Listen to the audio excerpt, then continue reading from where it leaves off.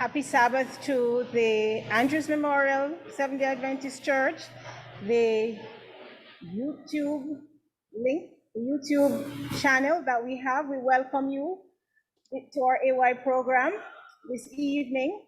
Today we are partnering with Vaughansfield Seventh-day Adventist Church, my home church in which I'm sitting in. We're all the way up in the hills of southern St. James, and the Lord is blessing us with some rain. We thank you for joining us for AY this evening. It will be quite an information-filled AY. We're looking at stewardship.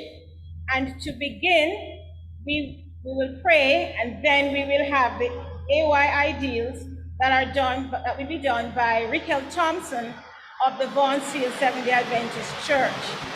Let us pray. Dear Heavenly Father God, we give you thanks for your love and your mercy, for taking us safely through the week to your Sabbath, dear Lord, that we can rest and we can worship and we can fellowship. As we go through this program, we ask for your guidance and your leading. Dear Father, help that what is said and done will be done to your name's honor and glory. And we may learn valuable information on being the stewards you want us to be. These mercies we ask in your name I pray. Amen.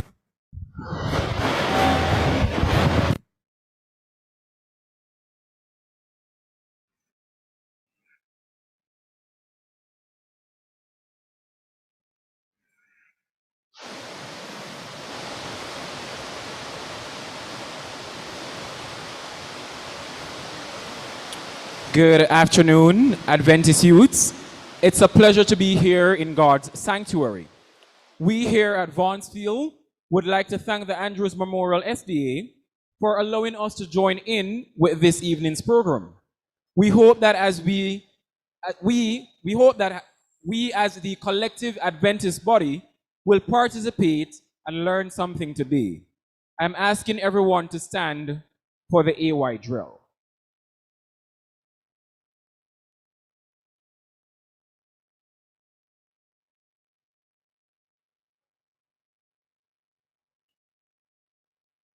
The aim, the AY motto, Christ compels me.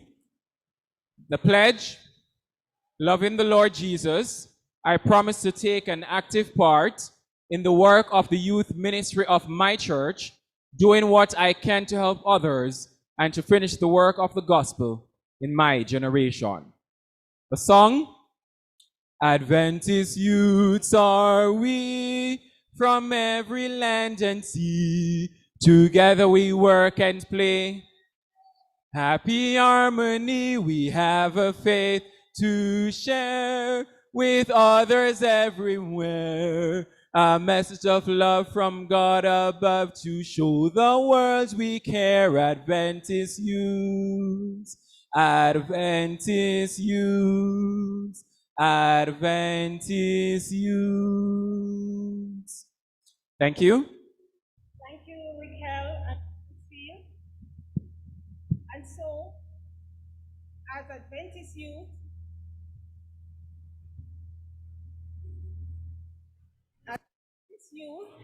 we are at stewardship. And stewardship is more tithes and offerings. Stewardship is committing our entire life to God, this life that He has given us to live. He has set the example for us. And so, as we, as Adventist youths and stewards of God, seek to empower each other to live as God has given us the example to do, we will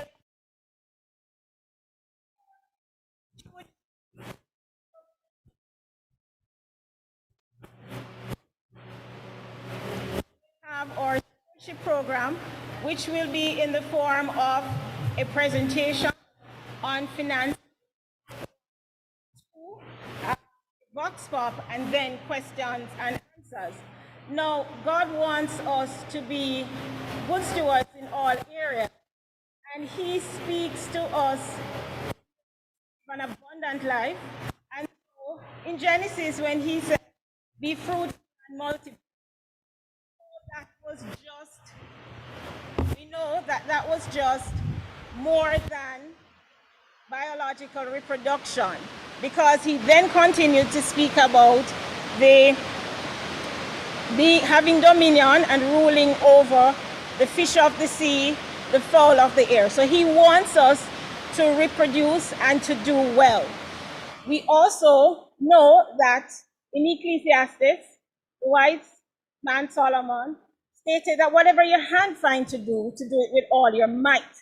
And so doing something with all our might means doing it to the very best of the abilities that God has given us. And we are looking to improve every day on what God has given us through his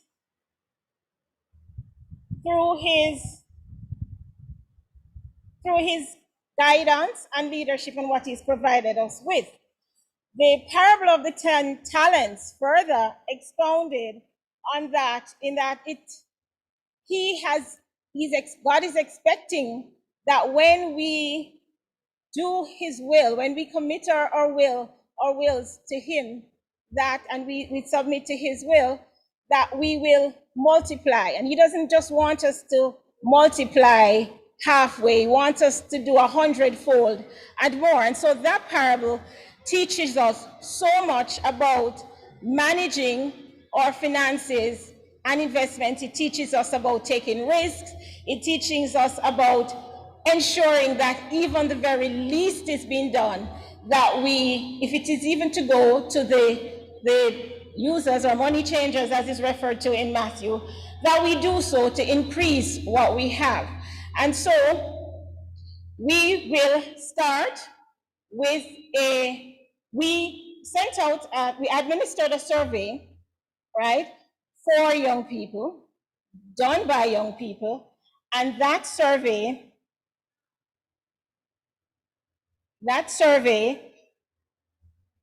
provided us with the information that young people would want to discuss in their stewardship and their administration of the gifts that God has given them.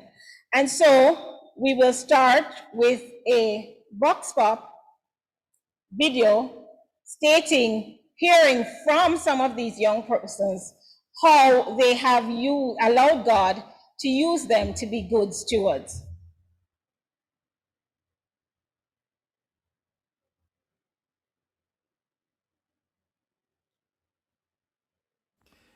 Hey, church family. So, my understanding of stewardship is really taking care of what God has given to you. I know it influences my approach to taking care of my money, is recognizing it's not mine, it's God's money. And so, what I do and how I choose to use it in every instance, decisions are impacted by what would honor God or how God would see things. And sometimes, even though I might think of something that I think, oh, I have to get or I want, God has been teaching me how to experience and be happy for delayed gratification.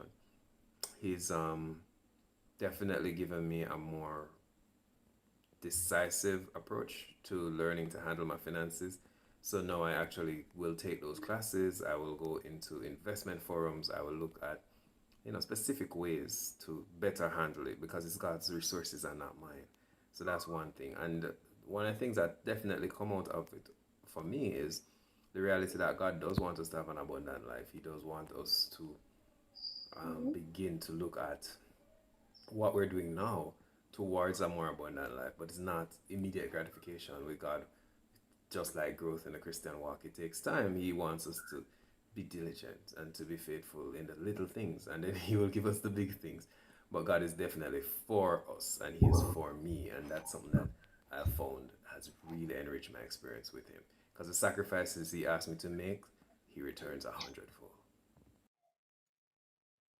Okay, so that was Hugh Henry from the Andrews S.D.A. Church.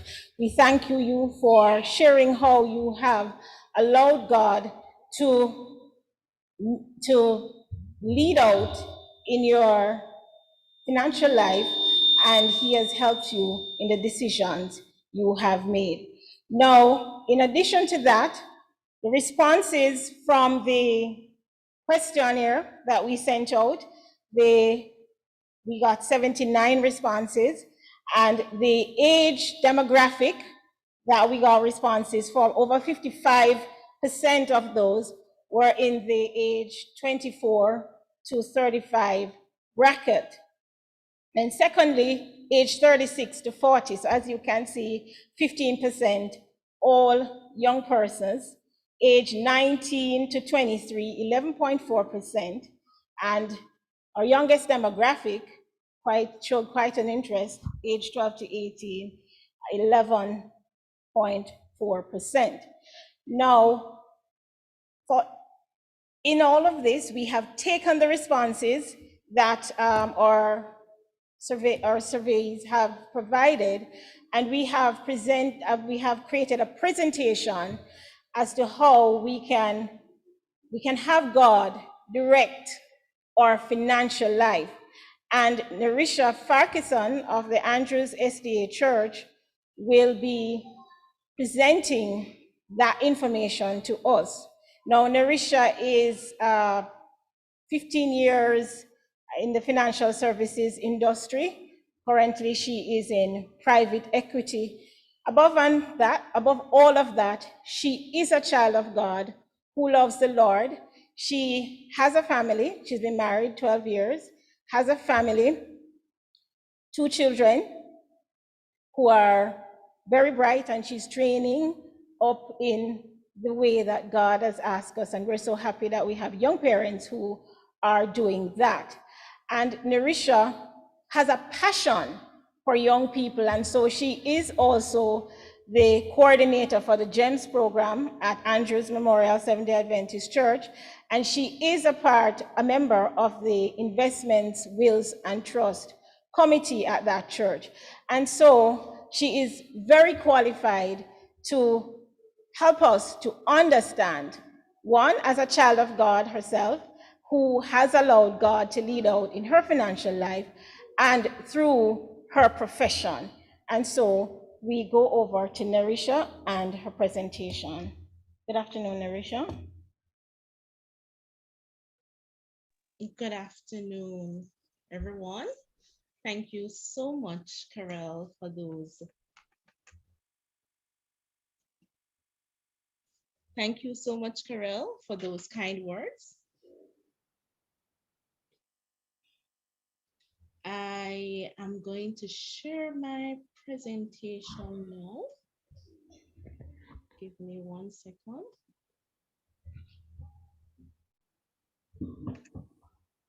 Doesn't seem that I'm able to share.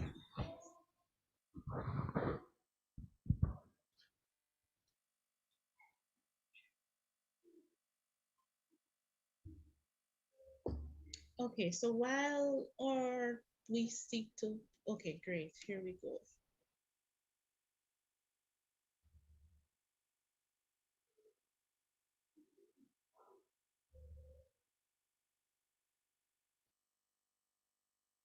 Okay, enable and the slideshow.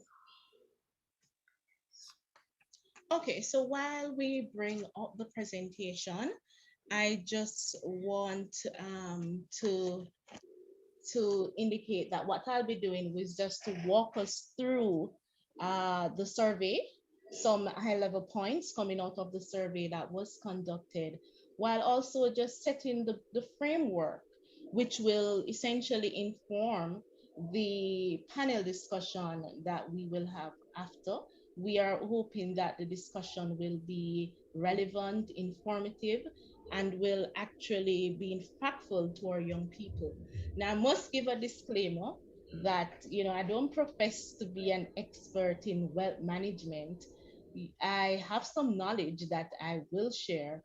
And as I speak to you this afternoon, I'm also speaking to myself because we're still on a path of learning and growing.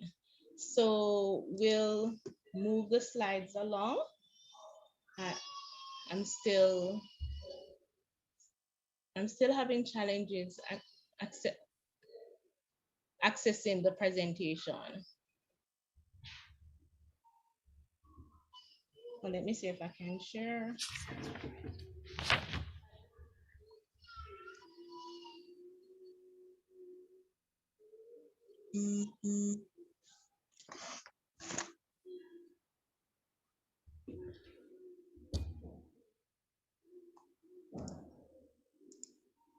Okay, so while Narisha is seeking to get access to sharing the information with us, some of the questions that we asked responses for were, how do you create a budget? How do you set your budget for your income? And this is whether or not you are earning, you're earning an income from a corporate, you're employed to someone, or whether or not you have your own business. Also, for the younger demographic, they do get gifts and allowances, and the thought process is to help them to understand that all gifts come from God, and that whatever it is that they have been given, even though it may be from parents or other adults, that this is actually coming from God, because God is the ultimate provider, and as such, they ought to be practicing good stewardship principles for those gifts. Are we up now, Narisha? You're muted.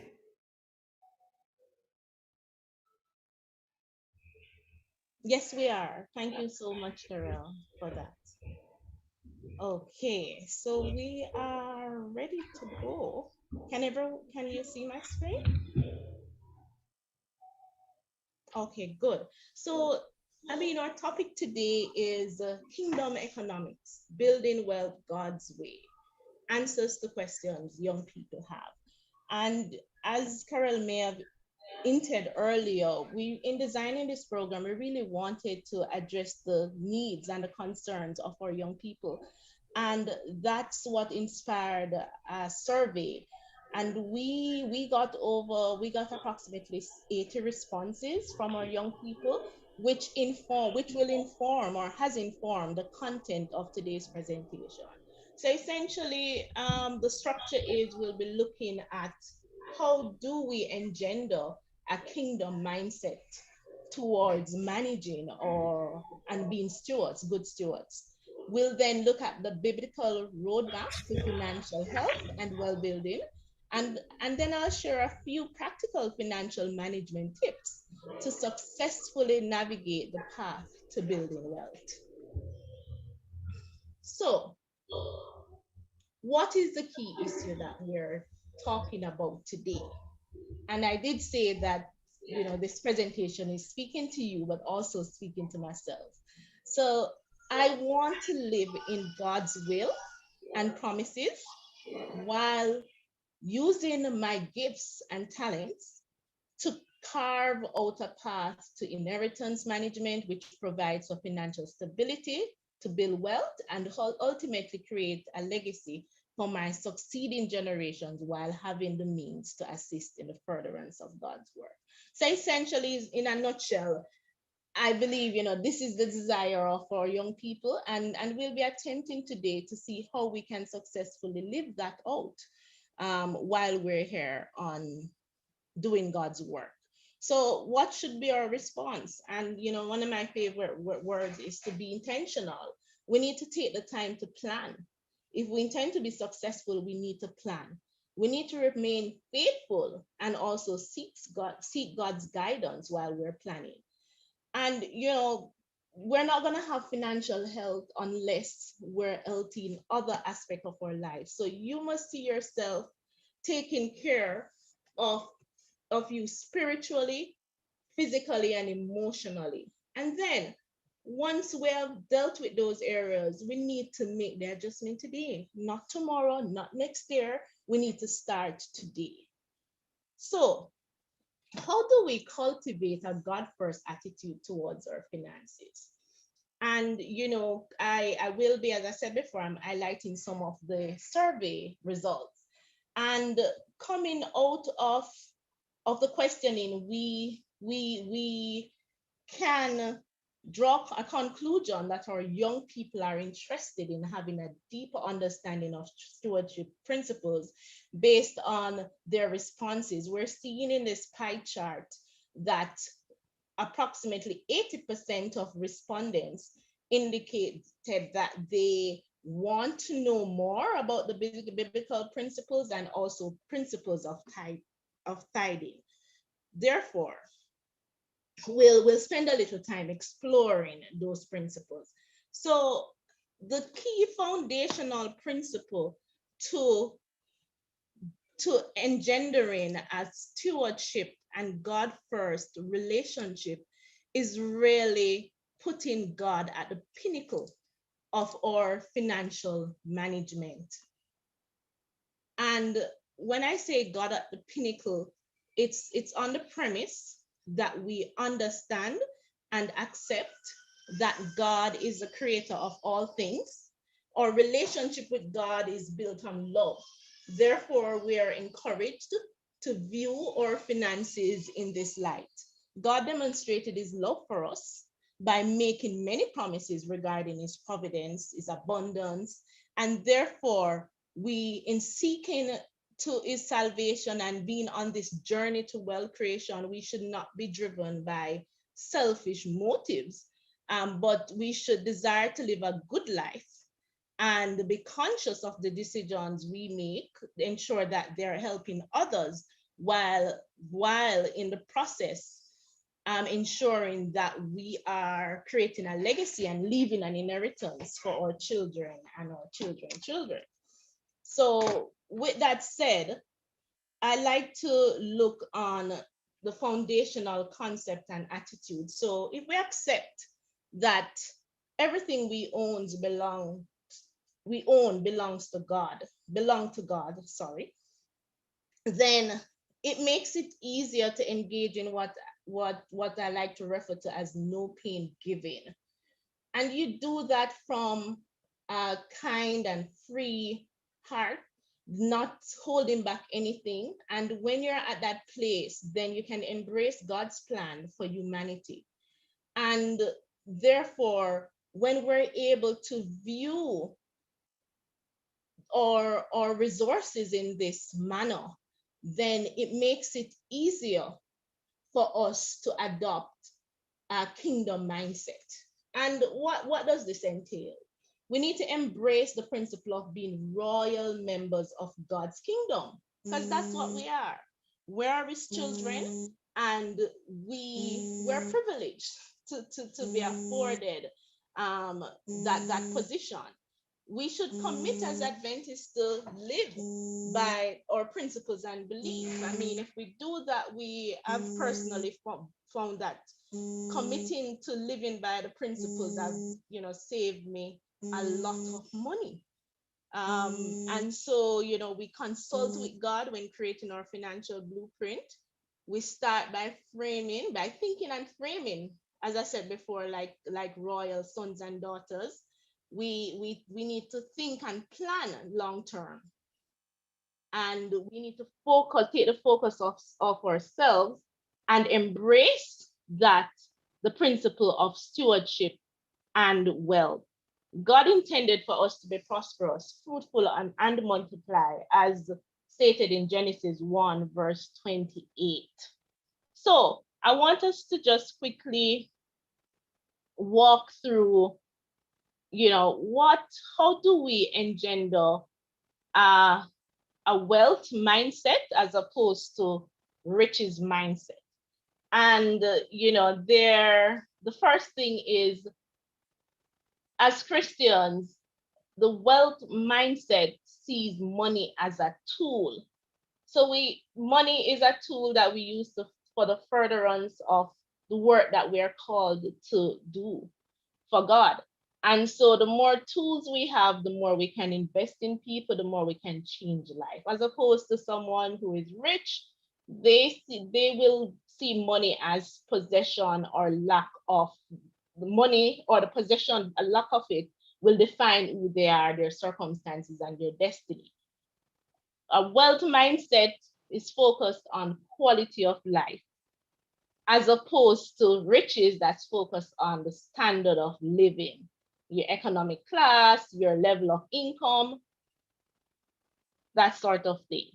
The wealth mindset is able to defer gratification. So looking at something and say, I should have that today, the wealth mindset know that, look, I can wait because I need to direct my resources elsewhere in order to build wealth.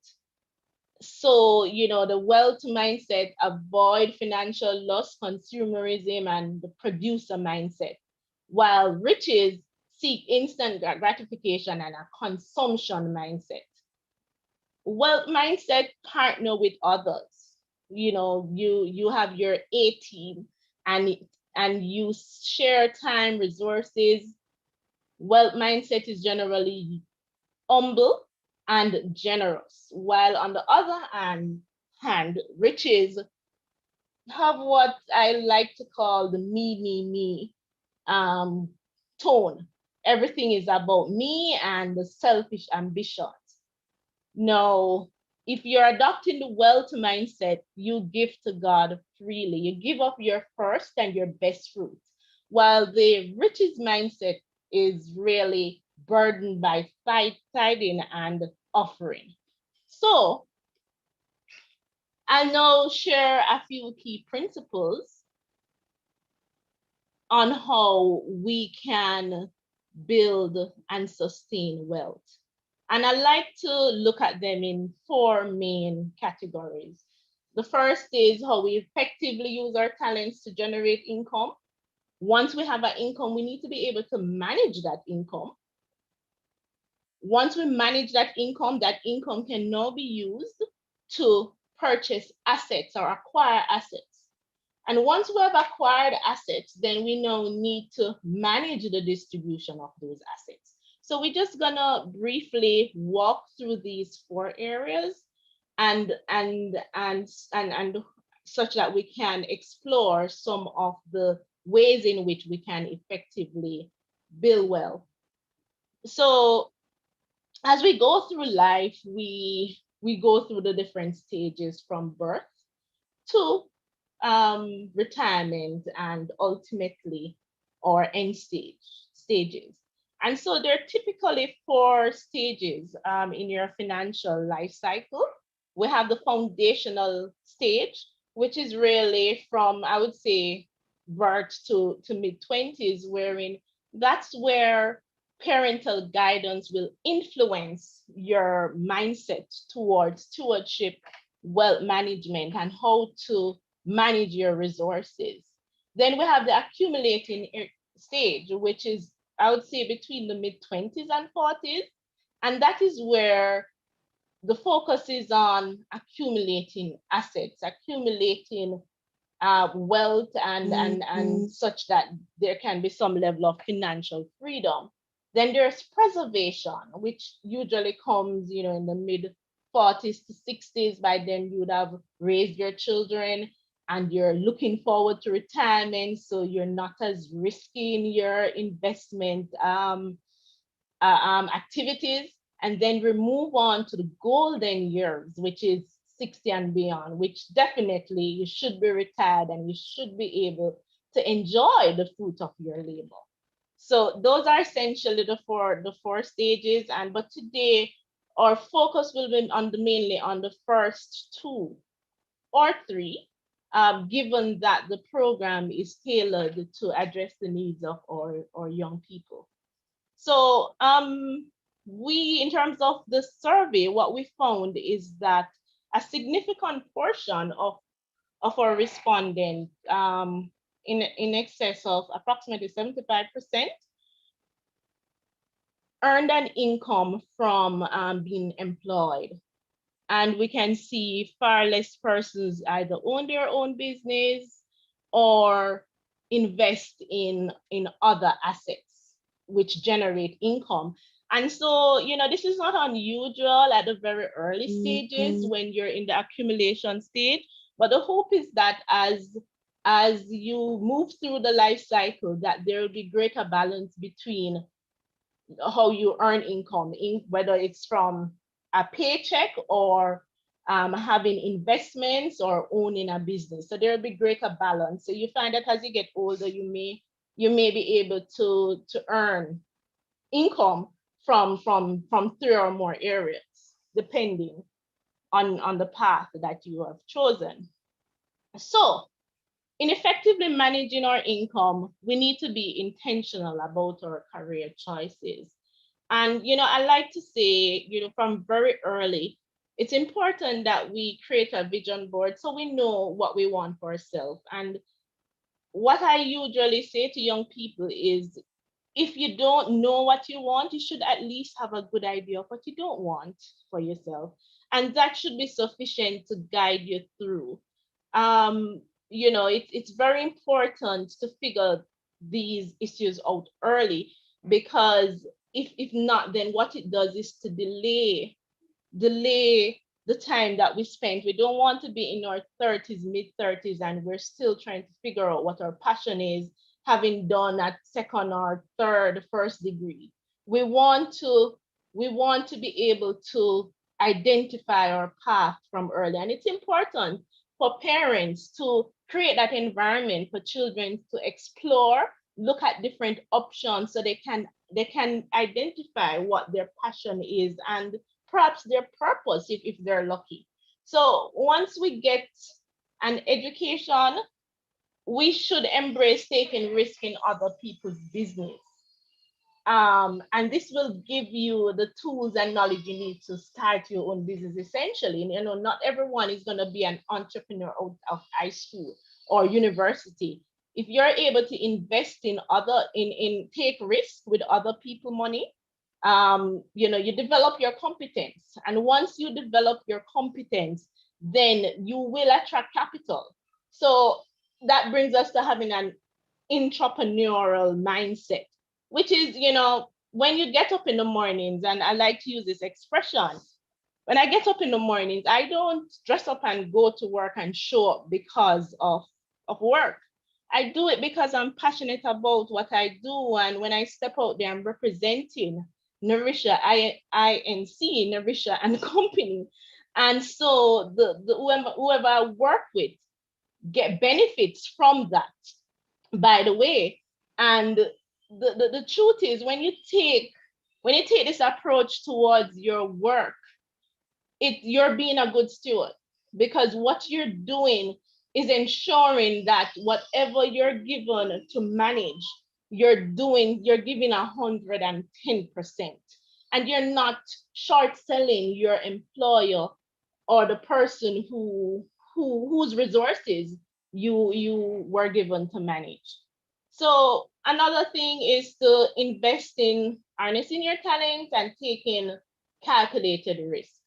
And invest in yourself in your 20s and 30s, and identify what will set me apart from my peers. What is the gold standard in my industry? So I know, you leave a university and most persons will be looking to acquire a postgraduate degree or a PhD, but be practical. There are in each field, there are professional designation that, represent the gold standard. If I were to leave here and move to, somewhere in the Far East, what would allow me to acquire any job I want within a particular sector? And you find that professional designation and technical designation are typically less expensive. And what they do is to ground you technically, and then thereafter, it will you can pursue other other levels of education, once you're grounded technically, you find that successive promotions will come very fast. And that will be the catalyst for you starting your wealth building journey.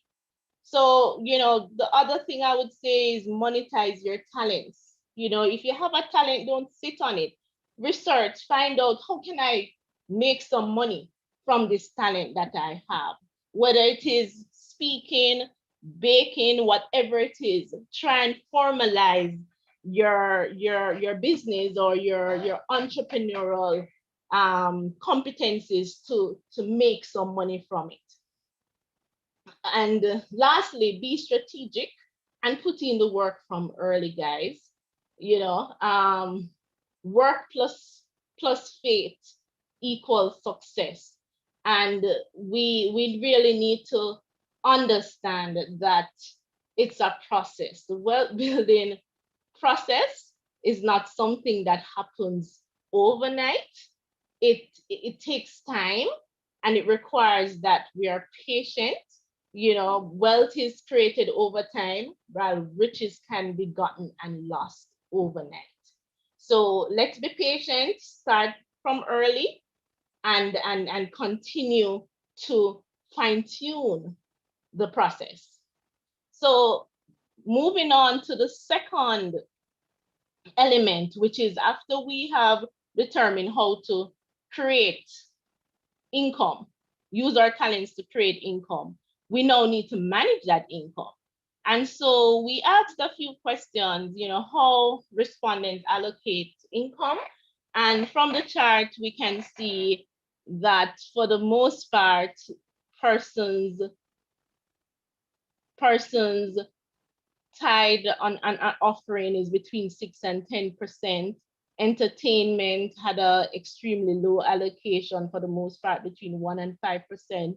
But of course, goods and services, I think that took up a bulk of income allocation, and then we had savings and investing. We also look at, we asked young people what areas they found most challenging. And interestingly, over 80% of respondents either found it challenging to create and stick to a budget or curtail their spending. So hopefully these tips that we're gonna offer now will help in that regard. So the first thing I will say is we need to develop an intimate relationship with our payslip. And this is very important. We need to understand how the different elements on our payslip interact. And I'll even encourage you to have it in Excel, so you can model and see how each item changed as a result of a change in your gross pay. And I tell you, this is very powerful. I encourage you, when you go back to work Monday morning, call up HR and say, look, I need to have that model in Excel. And so I say this because we'll see that depending on the scale that you are in terms of your pay, you will pay statutory deductions between the range of 30 to 38% after looking at your NHT, your NIS, your tax threshold, education tax. And then you have pensions contribution. Now, I want to stress this a bit. So in Jamaica, we have less than approximately 10% of our working age population in private pension funds, superannuation funds, and approved retirement scheme combined is approximately 10%. When we add the NIS to that, we probably reach up to 25%. So what that shows us is that as a country, we're really in a bad position. So I like to encourage young people to start saving for retirement as soon as you reach the age of 18, and more aggressively when you start earning an income. So if you have an opportunity, if you're employed to a superannuation fund, you have an opportunity to save and invest up to 20%, which if you do that, you can actually, if you terminate with that employer, say after 3 years you decide to switch employment, you can actually take your contribution, depending on how much your employer puts in, depending on the individual rule, it could be 5 or 10. So therefore, you'll have a maximum of 10 to contribute. You can actually take that contribution, or it can be ported to another pension fund. I like to encourage people to allow it to stay, but this is how I look at it. By maxing out on your pension contribution, you essentially earn approximately 30% without the asset manager even touching your money. So you are 30%, you have a 30% return. The pension funds that I'm exposed to, their average return is 10 to 12%. So when you add that to it, you're looking at a return of about 40 to 45% per annum. No, I think I'm really good at what I do, but I don't think I can, in managing a portfolio on my own, I'll be able to generate consistently 40% per annum. Therefore, what that means is the minute you start working, don't even second think it, max out on your pension contribution. Would like for you to keep it until retirement, but if you decide not to, what it means is that once you decide to move to a new job, you can actually take funds from it and you can use that to facilitate perhaps a large purchase like a down payment on your home. And you find that if you decide not to take it, that's even better, because the compounding effect, which I'll show you further down in the presentation, is unbelievable. So please, let's look at our pension contribution in a different light as we seek to optimize our wealth. Then we need to understand the tax laws and benefits. Give unto Caesar what is due. I'm not sure how many of us are aware that under the Charities Act, or church, the Seventh-day Adventist Church in Jamaica is actually registered, and so you're able to make a claim when you do your annual returns, to get a tax credit on your tithing. Why? That's because this you would have paid after tax, and once it's regarded as a donation to a charitable organization, and so it can be offsetted in your tax return. And so that's something that I think it's perhaps the best kept secret. And so I'm hoping that persons will look at that and perhaps use that lump sum to put to an investment account. Then we return to God first and next pay ourselves. So after all those statutory deduction, what is remaining, we give of our first fruit, because remember, God, or everything we have belongs to God, and we should be grateful that He afforded us that opportunity, and so give back willingly without any sort of reservation. And then once we do that, the remainder is left to facilitate your personal spending. So in budgeting, it's important that we look at our expenses. We can either, and our income, we can either increase our income, reduce our expenses, or try a combination of both. That's kind of difficult, but if you're successful, more power to you. And then have a retirement strategy from age 18, which we mentioned earlier. So, we should be intentional about how we allocate our gross income, focus on value and sustainability when we're looking at major and minor purchases. Because what I've found is that most persons don't necessarily have an income problem.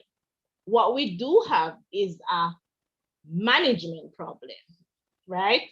So it's very important that we're conscious of our spending habits. We need to ensure that our consumption patterns are in keeping with the biblical teaching. And we do know that in Jamaica we have a consumerism culture, and that a change in mindset is needed. And so we have an opportunity as parents to start that process. We need to use our income to acquire income generating and not and appreciating assets. If the asset depreciates, that's not something that you want to be investing in. You need to be earning an asset, an income. We need to balance instant gratification with delayed gratification, and avoid status symbols, because that's usually not in keeping with the wealth building process. The last thing I'll say is that a sure way to build wealth is to delay adjusting our lifestyle when we get a promotion. So you'd have done the work, you have the income side packed, you're earning the money. But if you're earning and you're not saving, you are in the same place as a poor man, essentially. So one of the strategies I recommend is to sort of live a little bit below your means at all times. And what it does is to allow you, when you get that next big promotion, it makes it very easier to put up a chunk of that increment into some form of investment alternative. So yeah, now we can move on to, once we have been managing our income, then we need to be able to acquire assets and manage those assets. And so based on the survey, our young people understand the importance of insurance. That was obvious because almost 90% indicated that they have a fair understanding. Also, we found that more focus needs to be on the investment, financial and investment literacy, because approximately 40% of our respondents did not understand the characteristics of a good investment. And so in the next slide, I'll attempt to address that a little. So when managing your assets, you're basically, when it comes to investing, there are three main classes, I would say. You have real asset, investment assets, and then you have your intellectual assets, right? So you need to do your research and only invest in what you know and understand. Never put your money in anything that you don't understand. If somebody can't explain it to you, it's not worth putting your money there, right? Take the time to do your top-down analysis. Assess if it's a future industry. Where will this investment be in 20 years? What's the outlook? And if you're not able to have a clear response, then you probably shouldn't be putting your money there. Don't make panic decision and spending in when you're looking at investment. You need to spend time understanding the psychology of markets and behavioral finance, because pretty much, I know there's a rave about trading and stocks, but pretty much markets are driven by emotions. And so it's important for the point number one to be, for you to spend some time there understanding what you're investing in. I always like to say, I'm a contrarian. Be fearful when everybody else is taking risk, and take risk when everybody else is fearful. So, I know that's self-explanatory, but, in COVID, a lot of persons decided that, look, wanted to be a little less risky, and some opportunities came up. You should be looking to deploy cash in those instances. We need to set our finances on autopilot and develop a disciplined approach to managing. So we need to ensure that we have those standing orders in place. You don't have to go in each month and update. You need to ensure that you have scheduled meetings with your investment advisor. If you lack the knowledge in terms of financial literacy, you need to take classes. There are a lot of information online. If it is that you have the wrong mindset to finances, you need to seek therapy and unlearn some of those childhood misconceptions. But we have to take charge, because we have the power to make the change. And finally, I'll say we need to we need to track and ensure that our investments are giving us a return above inflation. That's very important. So 3 things in managing your assets: cash flow. If an investment doesn't provide an opportunity for cash flow, capital appreciation, and if it's not sustainable, it's not an investment, and it's not something you should be looking at to put your life savings in. All right, so I want to belabor this point. We shouldn't underestimate the power of compounding interest. The great Albert Einstein said that compounding interest is the 8th wonder of the world. He who understands it earns it, and he who doesn't pays it. So, let's use a simple example. You have $1,000 Jamaican. What would it grow to in 50 years if you invest at 9% compound interest? And I'm using 9% because that's in aggregate what the long-term return is when you look at the Jamaica Stock Exchange and even the S&P. So after 5 years, that amount will grow to approximately 2,300. So you would have essentially doubled your money, right? That's after 5 years. Sorry, after 10 years. After 15, you would move to 3,600. After 25, you'd be at 8,006. But what is most interesting is that if you go another 25 years or 50 years, then you're looking at 74,300. And I think this is important because it goes back to the point that I made earlier about maxing out on your pensions.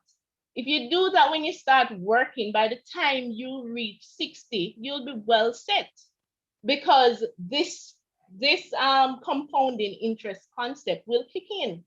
And you'll find sometimes we hear older people talk about being able to tap into their insurance coverage, and being able to pay off their loans and their debt free. This is how that is attained, by benefiting from the power of compounding interest. So, the takeaway from this is that the short-term mindset of, trading, investing today, taking out the money, consuming it, that is not the right approach to wealth building. We need to be patient, and we need to have long-term lens when we're looking at wealth building. So I'm closing out now. I always like to say, keep a focus on your balance sheet. And what's your balance sheet? Just like any country or any corporation, your net worth is really your assets minus your liability. So, you need to balance the two. If you have a lot of assets, but you borrow to fund those assets, your net worth is going to be pretty low. So you want to be acquiring less assets while reducing your liabilities to allow your net worth expand. And so what I encourage persons to do is, each time you're looking at acquiring an asset, think about, how is this going to impact my net worth? And then that will help you in your decision, in terms of whether you go for, something flashy, or whether you just go for something that fulfill the need. So we need to do at least a once a year check-in on our net worth, right? That's important, because we need to be tracking it and ensuring that it's growing. If it's not growing, then we know we have some work to do. So how do we grow our net worth? We create a financial plan with short, medium, long-term goals, and we do that from early. We need to save and invest wisely, and we need to minimize the amount of credit that we take on. So take on only good loans, things that will your funding assets, or things that will generate an income or will appreciate, one of the two. So finally, after we have managed our assets, we need to now distribute them. And so we need to be intentional about our inheritance management. We we saw where our young people acknowledge that health and life insurance is important, because what it does is to help to create well to it helps to preserve wealth.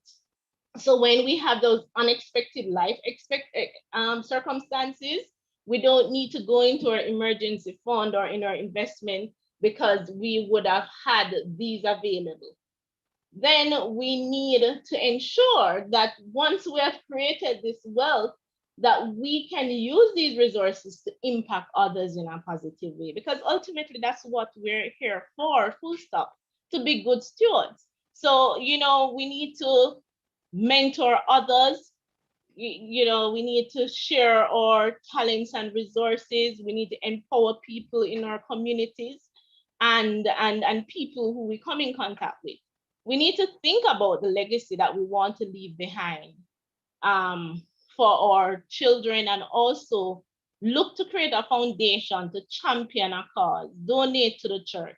So these are things that we do when we embark on this wealth building process, and we're successful at it. So just a few tips here in closing: building wealth during a pandemic. We need to build wealth. Building wealth, we need to understand, as I said before, that it's a lifetime engagement. It's ongoing. So remember, we have seen in this pandemic that God causes the rain to fall not only on the unjust but on the just. So it's important that we view it as a lifetime effort, so we can withstand these events. We need to have greater focus on risk. That's the downside, and perhaps less focus on potential returns in challenging times like these. We need to also have a greater focus on liquidity. Cash is king, regardless of how low the return is, because without cash, you can't really take advantage of opportunities. Then we need to see equities as a good long-term investment, not short-term. Minimum holding period, I would say, of 5 years. And also, we're in a period where interest rates are at secular lows. So we can look at alternative assets. They're usually good to provide a boost to our income while providing an edge. As an investor, you must understand the features and characteristics of your investments. If you don't, your investment advisor should be able to explain it. If they can't, leave it alone. That investment is not for you. So with that, I will close, and we'll now transition into our panel discussion. Thank you. Narisha, for updating us on those valuable pieces of information. We need to embrace the concept that we are royalty, we are children of God, and that is of a royal lineage, and that we ought to act as such and think of such. And in doing so, we need to develop a wealth mindset over a rich mindset, right? Riches are more temporary, wealth is more long lasting. Wealth is not only in money or physical assets, but it is a mindset that we pass on to our generations. It's in the teaching that we give. It is in how we use all our abilities to do well and to fulfill God's will for our life. And we are about to go into a panel discussion on the tenets presented by Narisha for managing and building wealth. And we will ask you to post your questions or comments in the chat, right? But before I introduce our panel, I'm just going to have us listen to a bit of music while we digest and settle our thoughts to go into a discussion.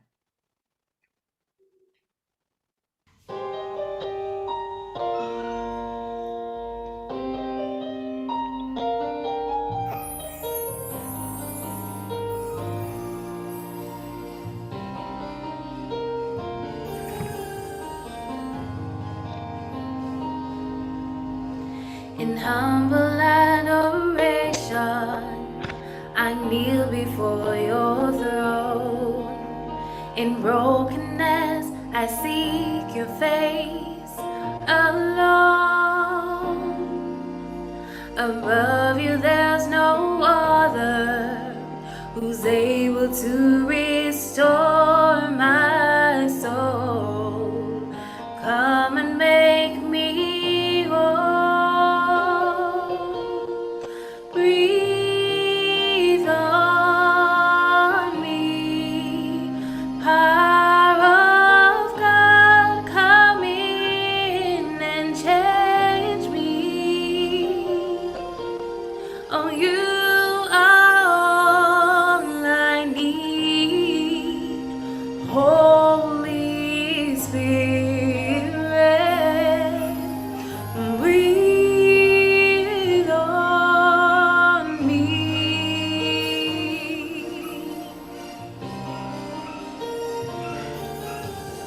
I'm ready to surrender, to give you all my life, no matter what the cost or sacrifice. Reveal to me your calling, cleanse me from my prideful ways. Use me now, I pray. Breathe on me, power of God, come in and change me. Oh, you are all I need, Holy Spirit. Breathe on me. I will say of the Lord, He is my strong tower, my rock and my fortress, in whom I will trust in times of despair and in tribulation. He is my help and my salvation. Power of God, restore my soul. I will say of the Lord, He is my strong tower, my rock and my fortress, in whom I will trust in times of despair and in tribulation. He is my help, yeah, and my salvation. Power of God,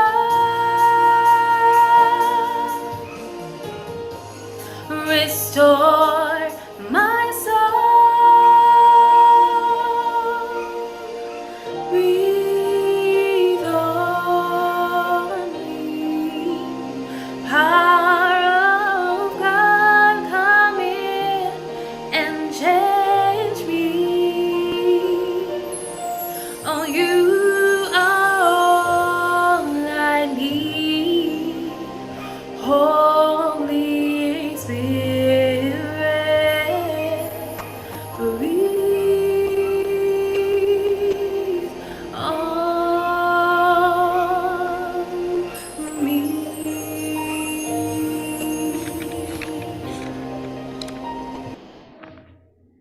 Okay, amen. So, on to our discussion segment, and on our panel this afternoon, we will have Narisha Parkinson, who just made the presentation.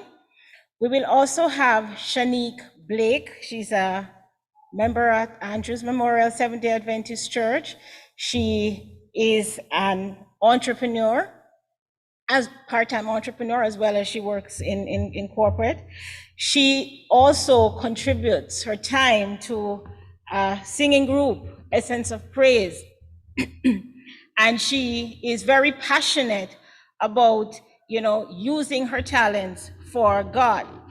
We also have Duran Roper, and Duran, is a qualified engineer. Currently, he works in the financial services industry, and he is doing this because he's developed this passion for assisting persons to achieve their financial goals. And Duran is also, he is with this, he's from St. Catherine, and he's been a lifelong Adventist, and he is the personal ministries director at his church. He is also in the AY department as Duran.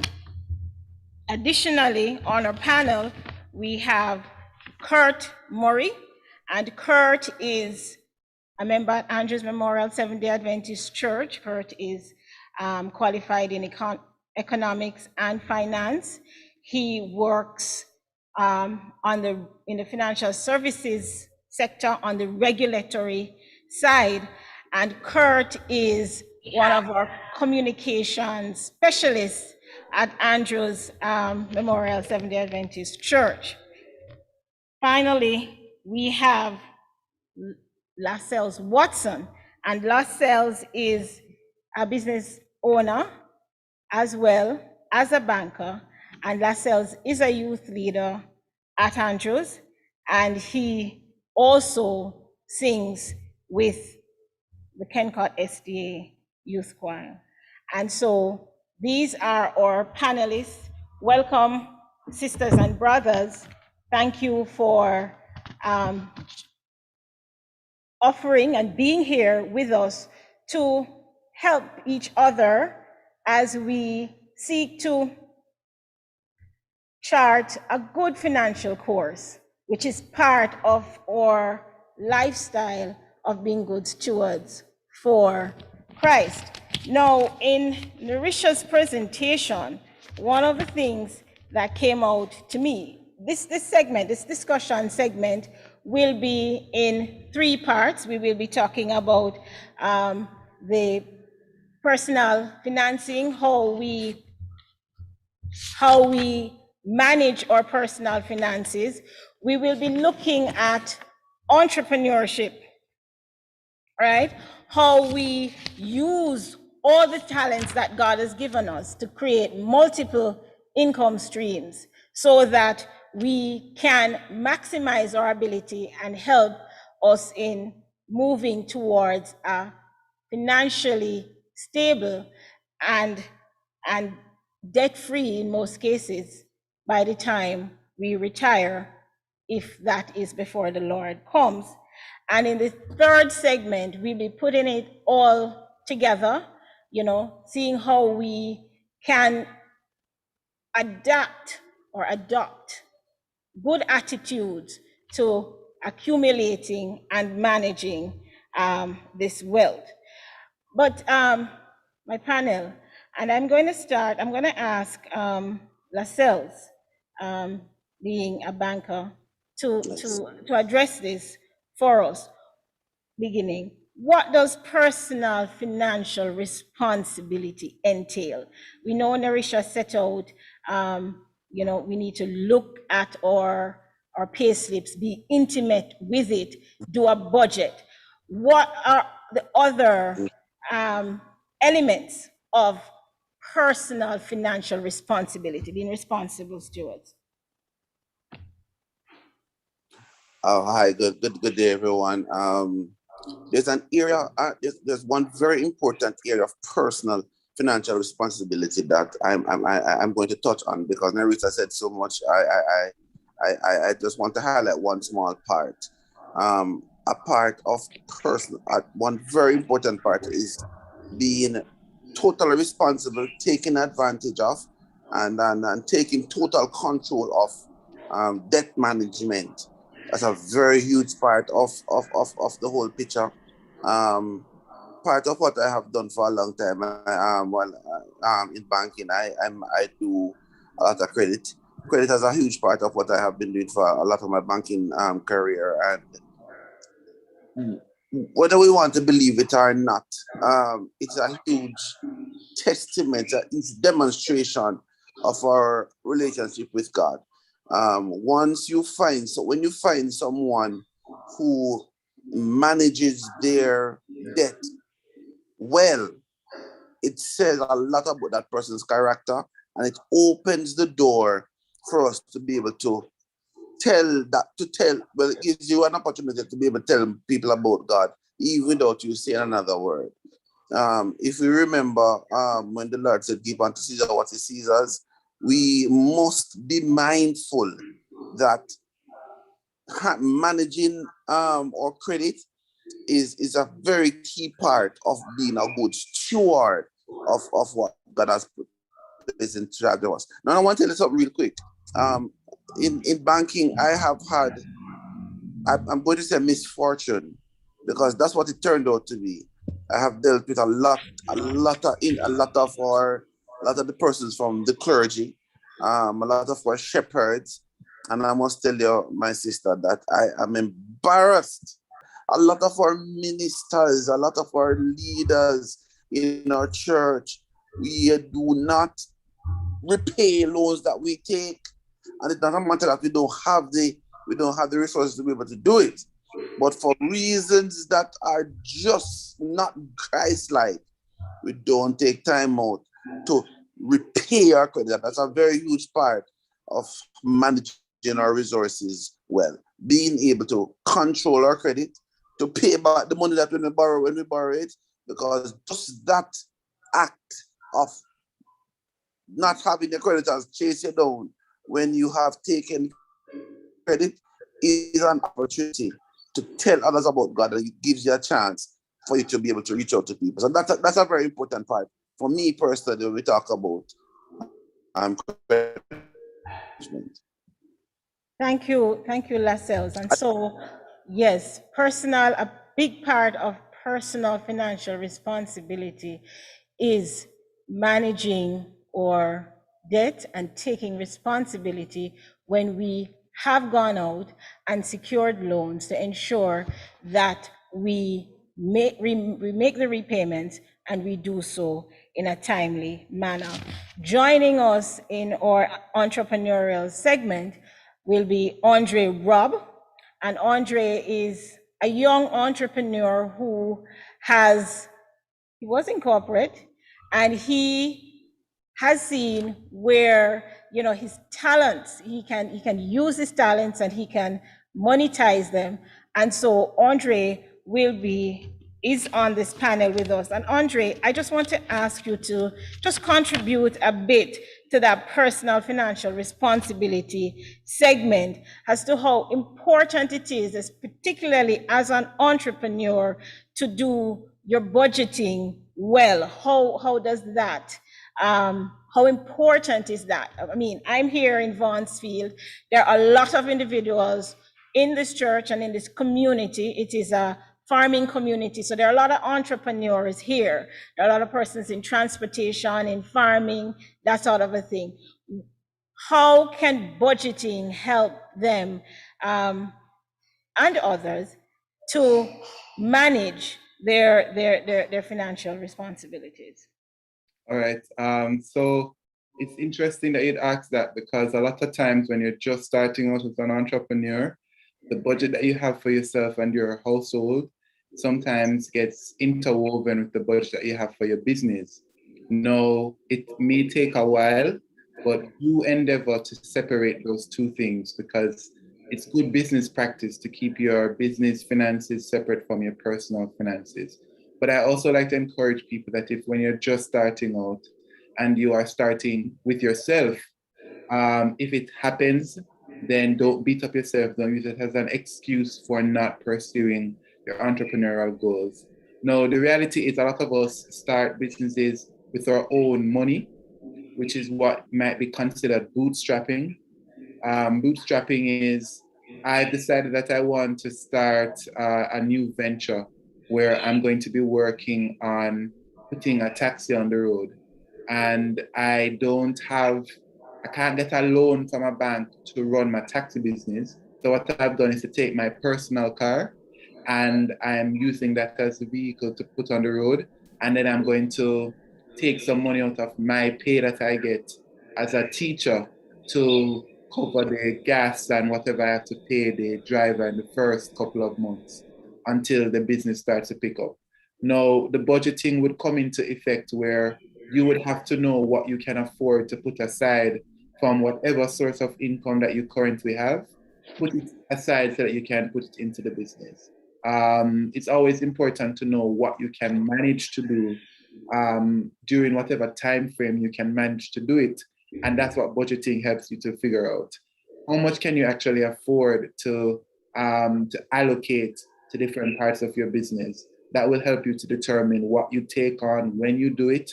Are you going to do it at the closer to the beginning of the year because at the end of the previous year you had gotten a bonus and so you're able to put money aside? Are you going to do it when you've gotten a partner draw and you're able to put the money from your partner draw into whatever venture you're starting or the venture that you want to scale up?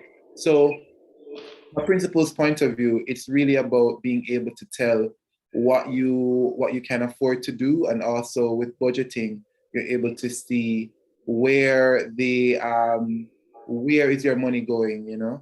Are you only spending and not getting it back, but are you spending in strategic areas that will provide you with a return?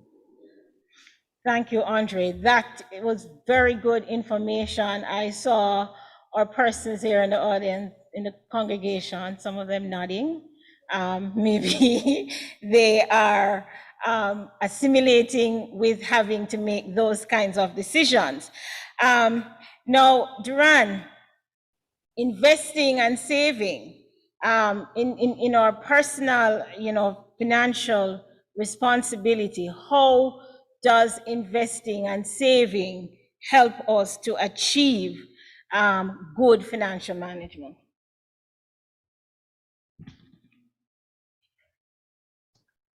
Yeah, thank you so much for having me, Carol, and wonderful presentation, Narisha. So much to glean from that one. As it pertains to investments, one of the things when you're coming to understand a structure of how anything works is that there are connectivities in everything that you do, right?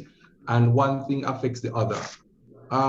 One of the very important things as it pertains to investment is actually starting from scratch from budgeting. We're all talking about budgeting, and really and truly, that's the foundation of really everything, right? You have a job, you have an income, you need to be telling your money where to go on a monthly basis, and some of these things they're not easy to do, right? In life, what I've come to find is that everybody know what to do, but so people do it, right?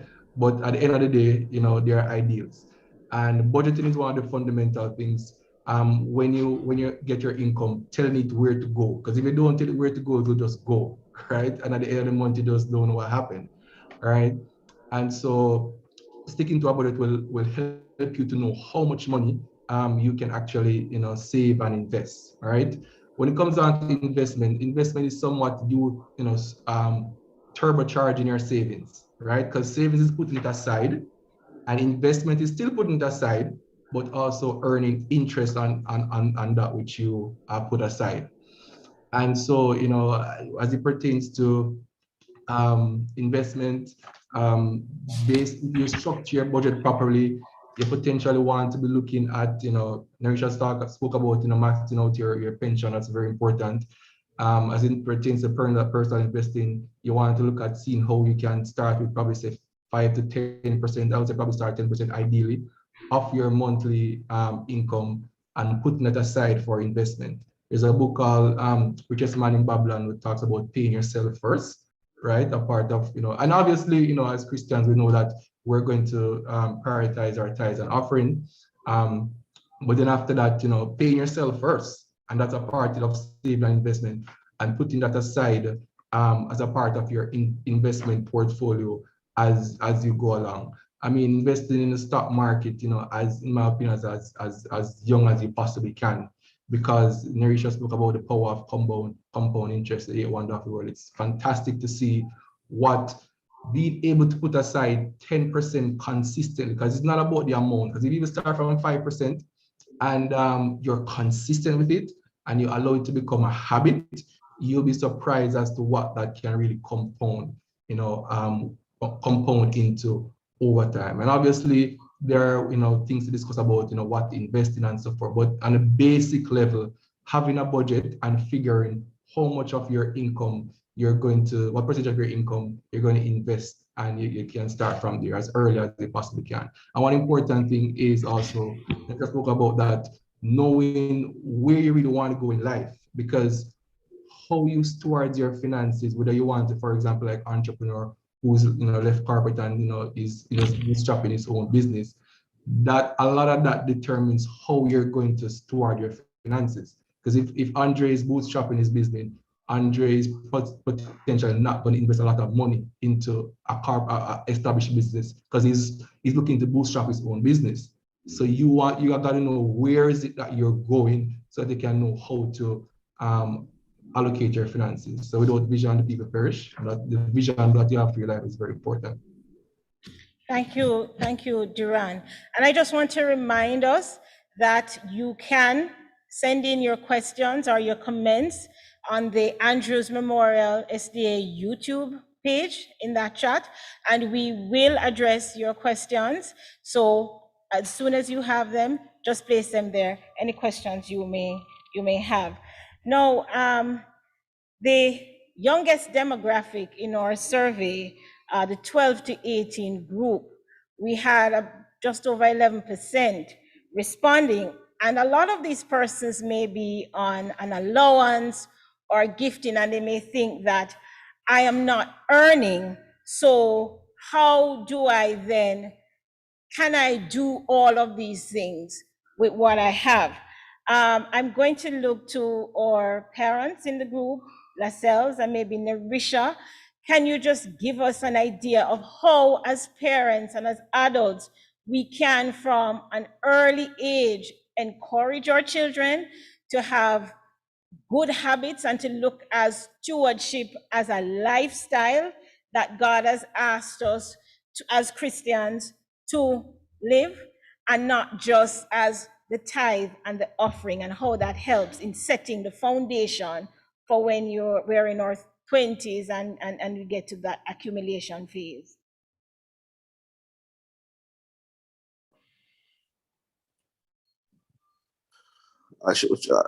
I'm tempted for the ladies to go first, but while she's putting her thoughts together, I'll just share something with you real quick. One of the things I remember, long ago, there was a time when a lot of financial institutions would actually go into the schools and they'll give you a little book. You'll actually get a little book. I don't know who remember getting their little JN book and the little NCB book, Red and where white. you could actually make a large. You have yours Red and still, white yes. school savers book. Yes, I remember that. I barely remember that. Yeah, man. You deal to savings and they actually write your balance and you would watch your money grow. The truth be told, a lot of children get monetary gifts. And what I like to tell my daughter to do is that I open an account for her. I want to open it in her name. And when she get these little monetary gifts, she becomes very astute. I like to hear when she says, Daddy, I want you to put this in my account. And Daddy, what is my balance like? And I actually put it in her account. I let her see her balance grow. And I help her to recognize that, listen, this is the amount that you lodge, and I want you to recognize that you have this extra amount onto the account, allowing your funds is actually growing. You're actually getting wealthier with your money growing. The truth be told, just about she has the perfect time of her life right now, That's the shortest, most beautiful time of her life. We have to feed her, whether we want to or not. We have to buy her the stuff, whether we want to or not. There are legal ramifications for us not doing it. So I encourage her this is the time. This is one of the time that you need to make sure that you save. We do other little things. We do our own personal contribution to our account, but I try to put it in our head from very early. This is your account. Let the money go. Look at something that you want to buy, save towards it. From whatever little funds that comes your way, from your little lunch money. I remember getting a lot of beaten growing up because I loved music. I used to save my lunch money to buy a musical album. And I suffered many days not eating lunch, and my parents would get angry to say, listen, you have to eat some food. But I try to instill that very same thing that I learned, that if you start saving your money now, putting aside the little, you'll be able to acquire that major thing that you want later on down the road. As for my child, yeah, man, I get her an account from now, and I help her to go. And as she gets older, I help her to see how much money is in it, to feel the joy of having an account. I like the idea that sometimes to make she go into the bank and go and lodge it. Well, things are changing now where that situation is not happening anymore. She can't go into the bank. So we have to find new ways. We'll let her go on, watch electronically, watch it grow. And she not her little account, her little savings is growing. And just like a little tree that she will plant outside and watch it grow, we help her to understand that yes, your money can grow over time. And as you get older, you'll be able to have this for yourself to do something substantial at a later date. So yes, we start off from early to help her to watch her money grow.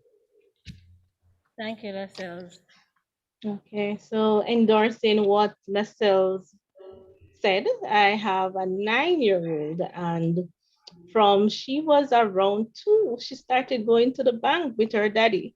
Once the jar was filled up, they would go to the bank and deposit the funds. When she gets gift from grandparents and friends and family, those paper monies, they go into the jar, and we have been doing that consistently. But what I want to sort of direct our focus to is really engendering that principle of stewardship from early. Our daughter, we teach her how to take care of whatever it is that she has. So in our homes, sorry, teach her to turn off the lights, ensure that the pipes are turned off, whatever things mommy and daddy get to your tablet, you need to take good care of it. And even more so, if you borrow something, a toy from a friend, it's important that you take even better care of it. And what we have found is that this has gone a far way in engendering a certain level of care for others. Sometimes I'm blown away and even brought to tears some of the things that she will initiate in terms of just thinking about others, those that are less fortunate, the people who she see every day, very often, just doing cards to cheer somebody up at school. So engendering that sense of, you know, understanding that we're our brother's keeper, and the Lord calls us to be good stewards, stewards of our talent, exposing our children to different things. Gone are the days when parents, have a vision for what they see their children doing. We need to create that environment for our children to grow, explore, and their various talents such that they can make that decision in terms of what direction they want to go. So, I mean, that's my contribution to the question, Karel. Thank you, Narisha. And that is so good, because stewardship is not just about the money. Yes, the money is a big part, but it's about who we are, it's about whose we are, and we are God's. And so we're gonna move to look at the second segment that has to do with entrepreneurship, because yes, a lot of us are employed to somebody, a lot of us are employed to a company, but more and more we are seeing entrepreneurs. There is the orange economy that deals with, entertainment. There's the gig economy that, deals with the creatives and those other entrepreneurs. And also, because we need to create multiple streams of income, your salary alone is not going to do it. We want to now look at entrepreneurship and how entrepreneurship can help us in achieving financial freedom. And one of the areas I really want to ask, and I want to start with Shan, who is a part-time entrepreneur. Shan, if you could give us a little about your journey and how do we decide what talents we have and how we can monetize those talents, not just passions, but how can we see this as an opportunity, find an opportunity to really earn from some of the talents we have? How do we determine those?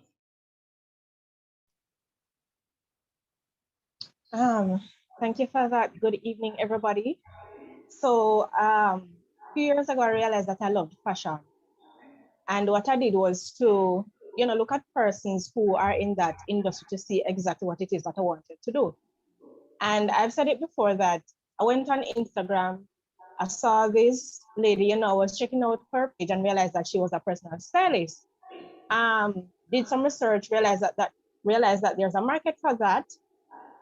And I decided that that's something I wanted to do. That's something I could channel my fashion efforts towards.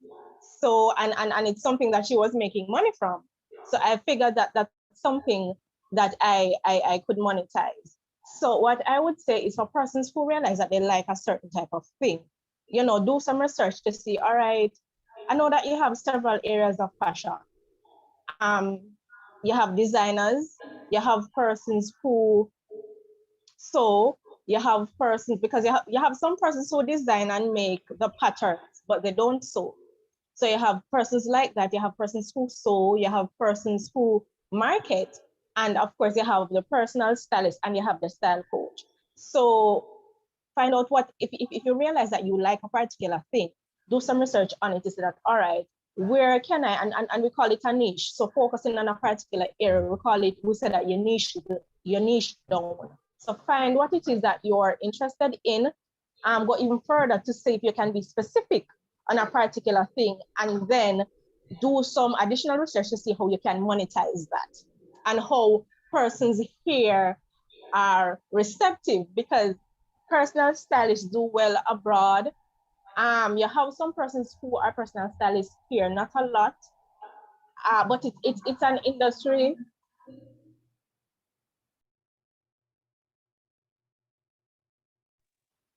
I'm sorry about that. It's an industry that's growing, so there's room to educate persons then. So even if it is that you don't have a lot of persons doing it, is there room for growth if the persons know about it and that sort of thing? You could look at if it is that you find out that, you have a talent or you have a liking for a particular thing. Okay, thank you. But how do you then, when you have decided and you've done a little research, how does one go about ensuring that I earn from this, and not just as a stylist, but as any entrepreneur? I mean, yes, I may be able to, let's say, make some good juice, right? How do I now decide that? How can I earn from making this good fruit juice that is healthy, especially with a emphasis on health as Christians and Adventists, or in general, the world is looking at a healthier lifestyle. Just give us some ideas as to how we then go about seeking, like a market to monetize these talents that we have. Again, it goes back to research, and a very important thing is marketing. So if it is that you do juice, what you would look at, all right, for persons who are on the healthy side of things, where would they go? So we promote health as Adventists. So a part of it is marketing the thing at church, because if nobody knows about it, they can't buy. So once you make persons aware of it, they are in a position to pay for it. Of course, you know, you have your different things to say no. Are you going to take cash? Are you going to do transfers based on what you're doing? Now, if you're doing juice, it would be better if you take cash while persons for payment.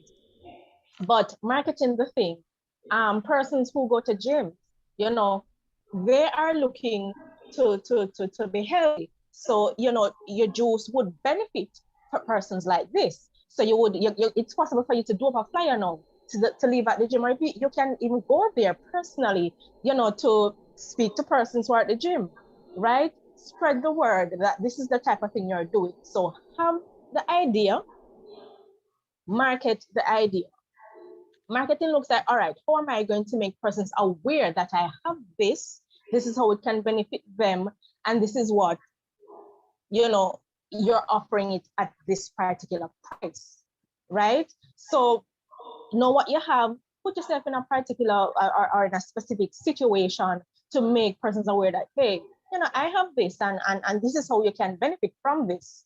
In addition to that, another particular thing or another specific thing that I would mention too, you will hear that when offering a service, the focus should be on how you can help people, right? Rather than you, the person.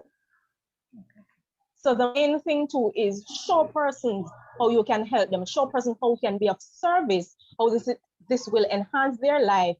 And that would be a great thing in generating income in the process of marketing to persons or putting your service or goods or good out there. Okay, thank you, Shan. So we need to reach out to persons and show them that we can meet a need that they have. Back to Andre for a bit. Andre, you talked about financing, regarding financing of an entrepreneurial venture. You talked about pulling it up by your bootstrapping it was your term. But what are the other ways in which one can look to finance an entrepreneurial venture? Other ways that you can finance an entrepreneurial venture would be, depending on the scope that you want to take your venture to, you could seek venture capital or angel investing or crowdfunding or debt financing from a financial institution, or you could get grants from like the government or other kinds of international organizations that support small business in these ways. So those are the main categories that you can go to for financing your venture. It really depends on, you know, the kind of profile that your company fits, because not all of them work for all kinds of profiles. Okay, so it depends on the type of business you're looking at, the scale that you want to take your entrepreneurial venture to, that then determines the avenue of financing that we can use. And as you mentioned, there is venture capital, there is grants, and there are loans that we all can look to. And I will add that one of the things, I'll go back to what Lascelles said, that as Christians, particularly Seventh-day Adventists as we are, we need to ensure that we're managing our debt. Another place I want to take the entrepreneurial venture and pursuits to is our knowledge. When we've invested in our knowledge as younger persons, we do have, we may have, our parents maybe may have been an entrepreneur, they may have had their own business, they may have, been, I'm sitting now, as I said, in a farming community, there may have been farmers. How can younger persons who have now had some exposure help? Because a part of generational wealth building is the knowledge back and forth. Yes, we're expecting that our parents and our elders ought to assist us, but also when we get to a particular stage, how do we assist them? And Kurt, I would love for you to weigh in on this. How can we then use, as younger people who have had more exposure, or the information that we've gained, to help or parents or families to better their businesses? All right. Thank you for having me, and good evening, everyone.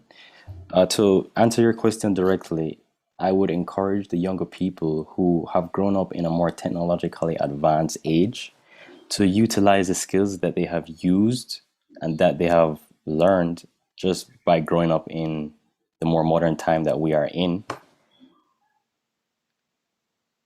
to utilize those skills to share with their parents or whichever family members that they may be related to of previous generations, in making the business more efficient, utilizing more tools, for example, using social media to increase the reach of the amount of customers that you're potentially able to access, for example, Facebook or Instagram, or as the young people use today, TikTok, or whatever else channel that you may be more,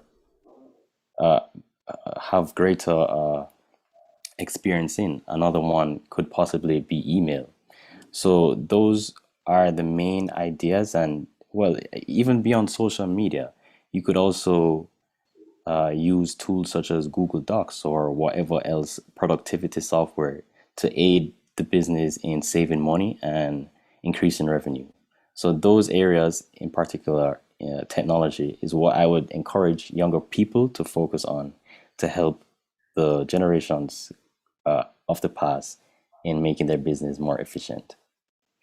You know, that's so true. I keep saying that I'm in a farming community, and I have the experience of knowing a young man who, the area that he now is in, gives him information that he could help his father to say, okay, Dad, and this is also St. James. So, you know, we were heavily impacted by COVID, where the tourism industry was down. And he said, you know, Dad, there, you can sign up with RADA to be a participant in their farmers market, so you can offload some of the produce that you now have that are going bad in the field. And that was, I found that to be a very good way to help. And so we need to, as younger persons, look at how we can really assist or prior generations or parents to move forward their businesses. Narisha, I know you have a passion for this. Do you have any contribution that you want to make towards this segment? Sure, Carol. Thank you. What I would say, Carol, is that the bigger issue for me is really succession planning. And I think in our society, that's something we lack, and it's really standing in the way of us managing inheritance properly and creating generational wealth. We have a lot of our parents have businesses that can really grow and be phenomenal if we apply the skill sets that we have learned. But oftentimes you find that we may not have an interest in that area, or there was just that spirit of entrepreneurship wasn't engendered. And I think that is something that we need to move away from, and we need to capitalize on the foundation that has been set. One other thing I would add, you asked a question earlier about financing, and you know, I have some intimate knowledge as it relates to financing of the SME sector. Over the last 10 years, the ecosystem has grown phenomenally. I mean, I think if anyone wants to find funding today to start a business, now is the time. You have the DBJ who have several projects. You have the Biggie project that they recently launched, which is boosting innovation and growth. And what that seeks to do is really target businesses who are looking to transform their operation, move digital transformation. And as we have seen with the pandemic, digital transformation is no longer nice to have. It's really an imperative going forward. So there are several projects, and what I encourage entrepreneurs to do is to look, as we said earlier, look at the need that's out there, and also look at the areas that the government and the private sectors, venture capitals are directing monies to. So areas like agro-processing, we're trying to move up the value chain from exporting just bananas and aluminum to actually creating value-added goods. So look at those areas. Anything to do with tech and digitization, there's a lot of grant funding available there. Recently, I know for sure that the DBJ, they're launching a SME fund, as in a private equity fund. They have recently identified a fund manager. So funds again will be available through those means. So there is capital available out there. What I find the deficiency is, and I'll encourage or young people to try and formalize your business. Too often, we tend to mix up the difference between an entrepreneur and what I'd like to say a hustler, right? They're two different things. If you're serious about growing your business, you need to get your business registered, acquire a TRN, a TCC, and in that way you can bid on large contracts. And that's how you grow your business, get your business out there. You can access funding. There's funding available. There's funding sitting in these development banks that they're begging people to take, but because the structure is not in place, these funding sources are not being tapped. So, I mean, that's my contribution as it relates to engendering an entrepreneurial spirit, because we'll definitely need that as we go into the next decade. That is so true, Narisha. And we saw even more recently with the COVID assistance program that the government sought to give, a lot of it remained unaccessed because persons had not, yes, I am a barber, or I'm a hairdresser, or I'm, the self-employed persons didn't seek to formalize their business, get it registered, get a TRN for the business. So they were not able to access this grant that the government gave for COVID assistance. Kurt, I'm going back to you regarding, you're in regulations, and one of the things that the government of Jamaica has done is to create a Vision 2030 plan.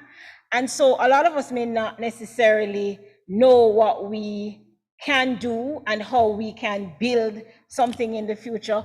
How can something like that, looking into something like that, assist somebody in deciding, okay, I can fill this area that will come along because of these plans that the government has placed? All right, thank you for having me back. I will try to answer your question in this manner. Businesses exist, or theoretically, business exists to fill a need or to fill a demand.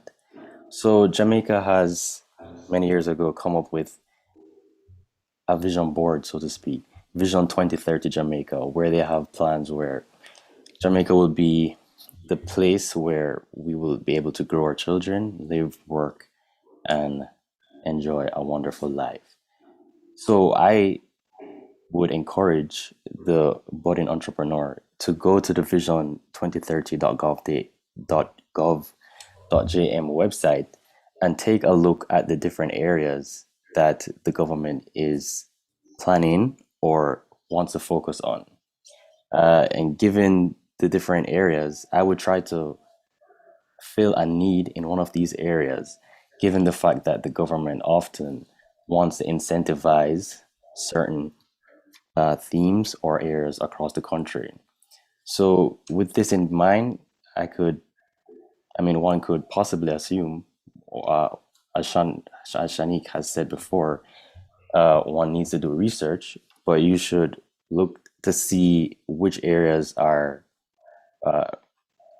you as an entrepreneur could possibly fill with your product, and possibly you'll be able to gain funding from whichever government agency is seeking to incentivize investment and industry in that area. Thank you, Kurt. I know Lascelles want to comment on this, but there's a question in the chat that I am going to ask whichever panelist would like to take. And it says, please give us pointers on balancing wealth creation and debt management, bearing in mind that many of us has little capital and given Deuteronomy 28:44. And Deuteronomy 28:44 says, and he shall lend to thee, and thou shalt not lend to him. He shall be the head, and thou shalt be the tail. Okay, I'll take an attempt at that. So, you know, as Christians, we need to be prudent in how we order our finances. But on the flip side, not all of us have comes from a wealthy background or have inheritances. And so in order to start that wealth building process, we may need to use other people's money to build wealth.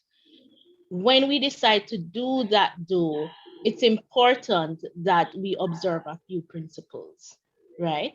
One, we need to ensure that whatever it is that we're borrowing to acquire, it earns an income and an income that is sustainable, or it earns an income that is above the rate at which we're borrowing. Because if we do that, we're able to effectively pay back the loan while also gaining additional cash flow. It should be an asset that appreciates in value. So when you decide to borrow to purchase an asset, and I'll use a motor vehicle, a young person leaving school, you may want to think about, purchasing a second-hand car as opposed to, going out and making a status statement.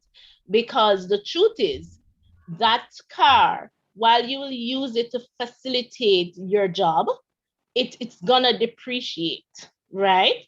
I mean, if it's a different situation, if you're purchasing a car as that will generate income, but we need to ensure, we need to be smart about it. And as soon as we're able to repay, it's a good idea to start that process. In addition to that, we are operating in an environment where interest rates are at secular lows. So it's really a good time if you have an interest in acquiring major assets to give that a second look. Purchasing a home at low interest rates may or will, the earlier you do so as a young person, will potentially provide you with an opportunity to start a real estate investment portfolio.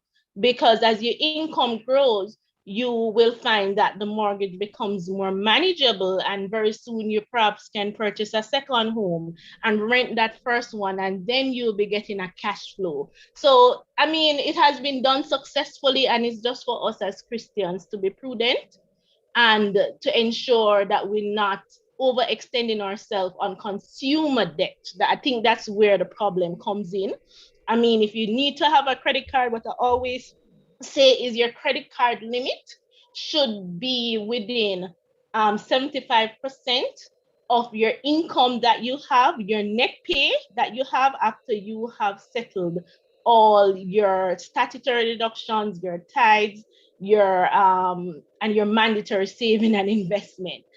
So personally, what I've done, my bank have given me a limit, increase it times upon times, and I pleased to write and say, please reduce my limit to X.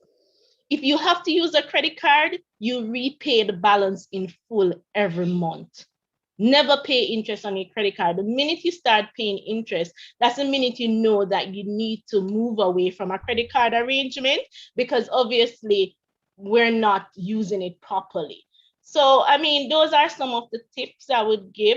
there is a very constructive way of using credit, and there is a destructive way, and we need to choose and understand what our limitations are and act accordingly. If we can't manage, we close the credit cards and we operate based on cash or just on a debit card arrangement. So that's my input where Okay, that is concerned. thank you very much. We're coming towards the end of our program. Lascelles, you wanted to make a contribution? Yeah, just a quick note. It is unfortunate. I don't know if it's a race issue. But when I did lending for businesses, I always noticed that a lot of the generational business were not with Black people. Black people generally, we will spend a lot of money send our children to these expensive schools for them to get a job to work for somebody else. I remember in college there was this guy that spent quality time copying out of my book, constantly heading my book. I move around, but him follow me, always followed me. If you're in a group with him, he did little to no work, real torn in our flesh. I don't know how he made it to high school, but in college we saw him again, and he was just doing enough to get by. When we left college and decided that we were going to start hunting jobs, I remember applying to this place for a job, and then look, here was my friend. He was in the place interviewing people for the job, only to realize that his family owned the business. His family actually owned the business. So he was going through the paces at school, but he already had a business set up for him. Why is it that when businesses are structured for other races, they are willing to employ their own family in? But I know that with Black people, we don't do that. And that is where the change needs to happen. I think generational changes can start with us individually. You open a business no matter how small it is, and yes, spend your money, because I'm sending my child to school. I want her to go to the best school. But what I want when she's finished, the job I want her to get is in my business, that's my greatest and longest investment. There's no investment that we make as much as I'm going to make into my child. The amount of money I'm going to spend on her, she will never be able to repay me back. But I want to have a business that investment can start paying me back that way. As it relates to saving, I remember Elder Lascelles Davis was saying this to us at one time: save little, have your little saving and investing. Don't be afraid of the stock market. I don't know why we were never introduced to it in school, unless you're doing finance, for us to understand that this is it. We can really make a lot of money in the stock market. Do your saving, check out the different stock. When I bought my first 3 stocks, I've earned, my portfolio has never been prettier. Take your time, buy your stocks and watch your portfolio grow. And even when you set up your business and have your business invested, buy different stock items in your business, shuffle it in the stock market, watch it grow, and build a financial structure, solid financial structure for your business. And look at people who are smart, bring them in, and they can help to bring your business up, and you'll be able to have something that the Lord can be proud that his child has actually done something wonderful. Thank you, Lascelles. And you know what you have just said goes to the heart of a comment that Gavin Lowe has placed in the chat. And he said, or a suggestion, he said, for training children, an excellent way is to give them an allowance to cover their weekly school expense. And that is so true. It helps them to be able to learn to manage the monies they have. I remember when my daughter got to grade 6, that's what I did. I gave her her lunch money for the week, and she managed that. And believe me, there were times, because yes, even though I work at the bank, I'm not somebody who normally has physical cash, and I had to borrow from her, and she charged me interest. Right? And no, when she got to high school, I sat her down and said, I get a monthly income, so now I will give you your allowance for the month. And I have never, from first form, I have never had to prop her up at any point. She has managed her money very well. So it is good. And she does her tithing, she makes contribution, she she saves and she does, you know, she covers some of her own entertainment activities. So it is never too early all to teach our children good money management principles. And so as we come to the end, I just want a quick 1 minute from each person to just put this all together. This, all we've talked about, the presentation Narisha has made. How do we see us as Christians being good stewards of what we have, and particularly in this area of money management? We start with Duran.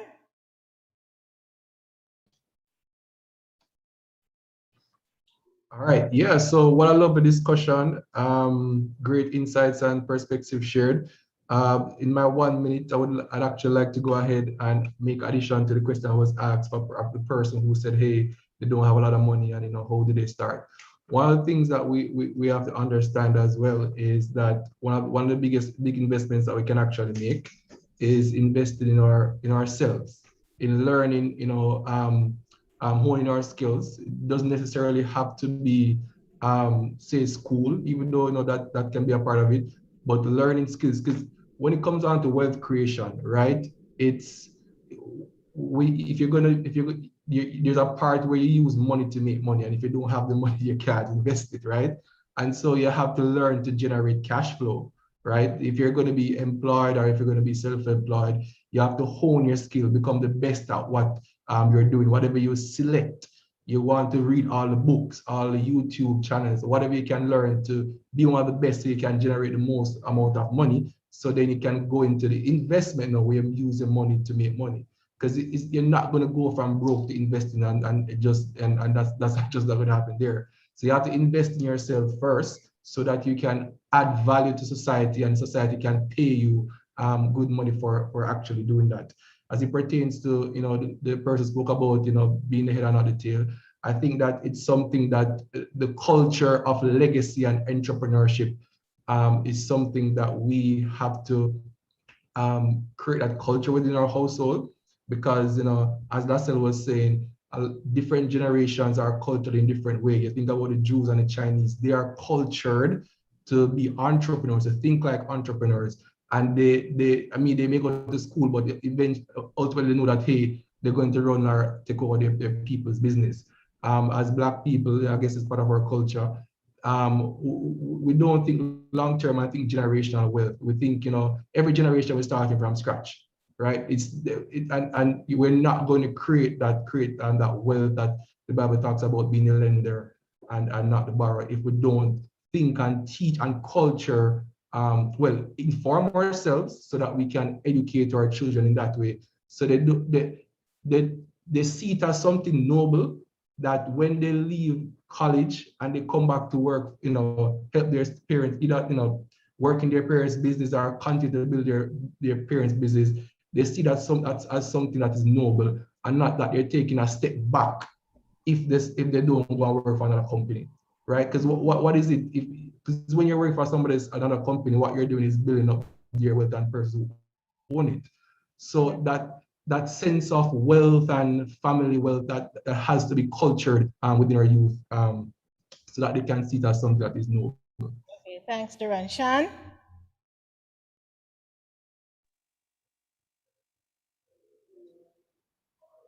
So my final words. I think for persons who would want to take on being an entrepreneur, part-time entrepreneur, or even a full-time entrepreneur, the Bible says Christ says, without me, you can do nothing. So always involve God in everything that you're doing, every move that you're going to make. Even when doing a research, go to him and say, this is what you have, this is what you learn, and he'll be able to help you in applying the knowledge. I like to spin it around sometimes too and say, Christ would say too, without me, do nothing. So even if it is that you think you're knowledgeable in this area, still seek, ask him what he thinks about it.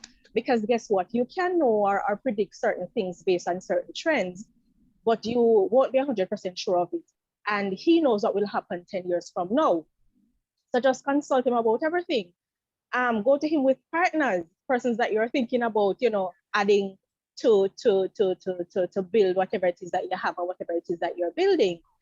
Other persons who will come to you, go to him and say, all right, Lord, I'm going to ask this person about this. What do you think about this? Or who should I go to for the relevant information? Another thing is, and this is my view and my opinion, not everybody is called to be an entrepreneur. You can build wealth and increase otherwise. Persons mention stocks and other investments that you have, even if it is that you have an idea, you can sign up with somebody who has more resources, and you kind of be a silent partner where you give the ideas, they put forth and do the work, and then you split the profits, right? So that is something to think about, and that's it from me. Okay, thank you, Shan. Kurt? Right. In conclusion, I would encourage our viewers to think about things from first principles. First principles meaning place God first, as we are his stewards and we are called to give back what is his. And also to remember the basics, because the basics help build a foundation for a successful life.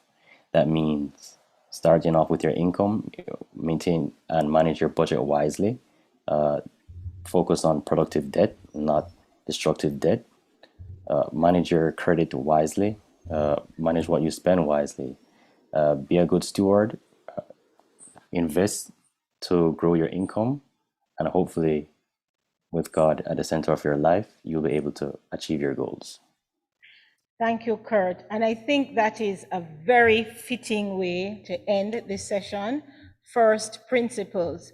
Go to God first, take everything to him, and he will guide. As Proverbs said, commit your ways unto the Lord, and he will direct your path. We want to thank you for joining with us this evening. This evening was presented by the Stewardship, Finance, Investment, Wills, and Trust Department of the Andrews Seventh-day Adventist Church, along with the AY Department of Vaughansfield S.D.A. Church. And to close, we're closing with prayer, for which Sharnette Thompson will offer for us. And we are inviting you to continue with us after for Vespers on our Zoom link. So we thank you for staying with us and for participating in the program. And we hope that we will utilize some of these principles and be intentional about being stewards of God. Thank you. Let us pray. Dear Heavenly Father, indeed we want to thank you for this session that you have allowed us to be engaged in. We pray that as stewards for your kingdom, that we will use the resources that you have granted unto us, not only to our personal upliftment, but to the upliftment of others.